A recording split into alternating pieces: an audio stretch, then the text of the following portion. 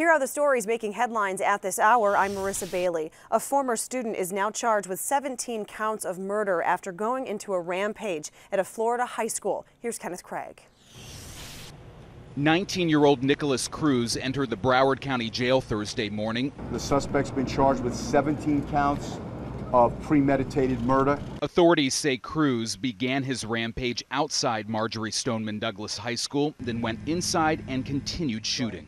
Some students captured the horrific scene on their cell phones while others ran for their lives. Kids were freaking out. President Trump addressed the nation this morning about the deadly shooting. No parent should ever have to fear for their sons and daughters when they kiss them goodbye in the morning. Authorities say Cruz had been expelled from the school last year. Social media posts show him posing with guns. On Thursday, FBI agents searched the home of the family where he was staying. A lawyer for the family says he was a friend of their son. Cruz moved in following the death of his adoptive mother in November. They were helping him. They had got him a job at a dollar store where he was working. He was going to school to try to get his GED, and they didn't see anything like this coming. The lawyer says they knew Cruz had a semi-automatic assault rifle when he moved in, but they had strict rules to keep it locked up.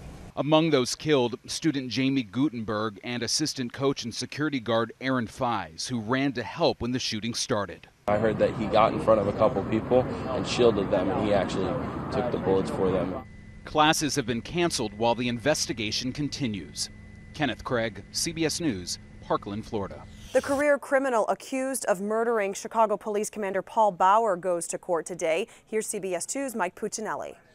Shamari Leggetti was well known to Chicago police. He'd been in and out of prison since the 90s, but he never served a full sentence, something the city's top cop decried. Now, this should come as no surprise, but this isn't his first run-in with the law.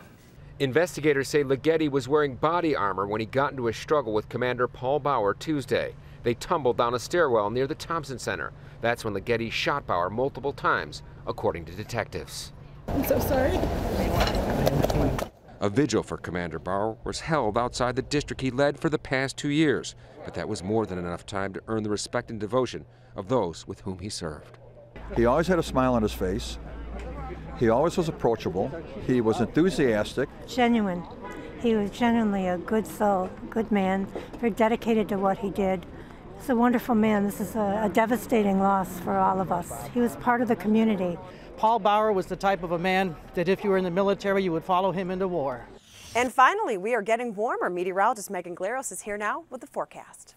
Area-wide, we still have fog. We've got zero visibility, meaning less than a mile. Valparaiso, Kankakee, Joliet, Midway, O'Hare, Aurora, DeKalb, and Ottawa. If you have a flight, call ahead because it's not fantastic out there. We do have a dense fog advisory up still for the entire area. Initially, it was until 10, but National Weather Service said, yeah, that's not going to cut it. So they've extended that advisory until 4 p.m.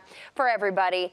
It will start to get better at some point as we begin to mix this out a little bit. And we do have some light rain falling right now from Lake to Porter over to LaPorte. And I have some extending back down to south of Ottawa as well. So definitely still dealing with a bit of rain out there, too. That's going to be a factor for us through the day off and on. Nothing particularly heavy, but keep the umbrellas handy. Know, though, that temperature-wise, we're all rain today, no snow, because we've got temps in the 40s out there. 46 at Gary right now, 46 Valpo, and that's why we have the fog, because it's so warm. Still have snow on the ground, which should be melting pretty quickly at this point.